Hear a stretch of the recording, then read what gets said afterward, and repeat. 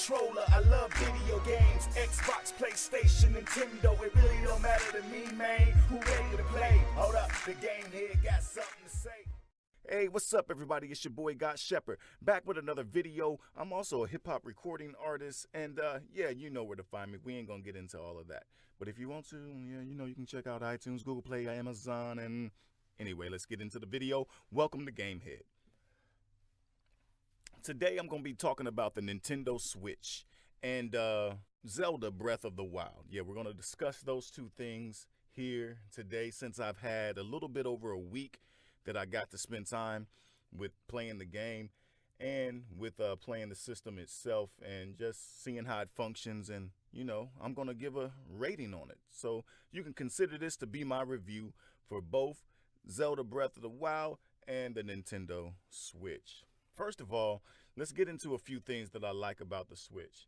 I would say basically the controls, the controller, the Pro Controller itself, it feels pretty good. And I really have no complaints about the Pro Controller as I'm playing with it and playing Breath of the Wild with it. I notice nothing really bad about it. I think it's an all-around good controller.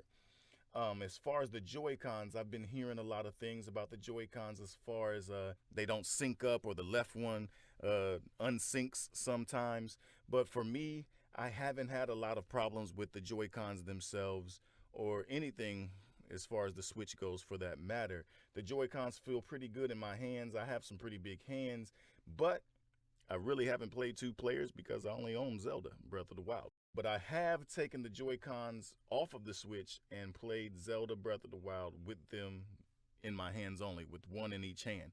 I haven't really taken the JoyCons and hooked them to the grip itself either. So I really haven't touched the grip except for only to unbox it. So with that said, no problem in that area. I've also seen a couple of incidents online where people, or a couple comments where people are talking about how they put their straps on backwards. Well, there is a plus and minus on the straps, and you got to match those plus and minus signs up with the signs on your JoyCons so you don't have a problem. But if there is a problem where you hook it on backwards or you hook it on with the strap itself, the string that hooks around your arm or whatever, if you hook that on facing up towards either the plus or minus, then there is a way to get it off. I will link a video in the description to a guy from Stone Fox Media, I believe. He shows you how to do that. And yeah, check it out if you have that problem. That way you don't destroy your JoyCons. But other than that, I haven't had any problems with that. And the Switch itself, the console itself, awesome console, man. I'm loving the graphics on the console and on the TV screen. It functions pretty well, besides the fact that I've seen a lot of things as far as people having problems with the putting it in and pulling it out the dock. People are getting scratches on their screen. I haven't got to experience that, and I hope I never get to experience that. Never. For me, I got a screen protector on it, so if anything, it's probably just rubbing up against that screen protector, and I'm not having any issues. So that's probably why I don't have it. The dock, awesome piece of hardware, piece of equipment, or whatever you want to say. It's all right, nothing but plastic, you know. But other than that, it's pretty sweet. I think this whole system itself is portable. You know, you're only supposed to take the console itself, like the tablet part, when you go out places, but I could see myself carrying the dock wherever I go. So, because it's not too big, it's not a big PlayStation 4 or an Xbox One that you're carrying around. It's just something that I could carry around the whole thing. You know, I could see myself taking the whole thing with me. But other than that, now we can get into Zelda. It's that game, Breath of the Wild, is awesome. It's just a great all-around game. I haven't beat it yet. There's a lot of side quest things to do. There's a lot of things I like about it. I really don't have any dislikes, not as of yet, but all around awesome game. And I will say this, when you take it back and match it up with Nintendo 64, when you match it up with Mario 64, I believe Super Mario 64, that was one of the top-notch selling games for Nintendo. That has held the crown for a long time.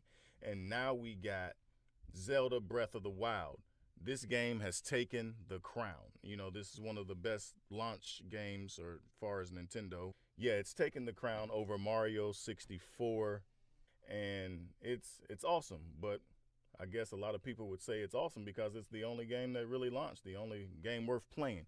But who knows? I like Nintendo. I love all games. But if I had to give this game a rating, I would give it a 10. So it gets a 10 from me, even though I'm not all the way through with it. I just love what they've done, what Nintendo has done with it. Awesome all around game. Now back to the Switch. I have a few things that I dislike about it.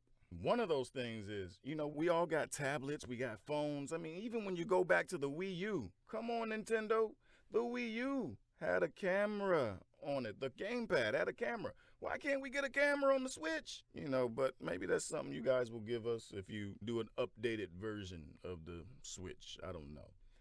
I wish it could have been 1080p on the screen.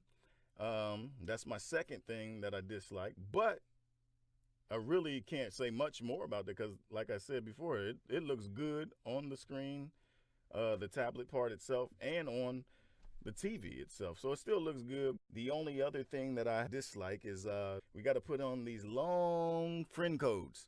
These long friend codes that make no sense.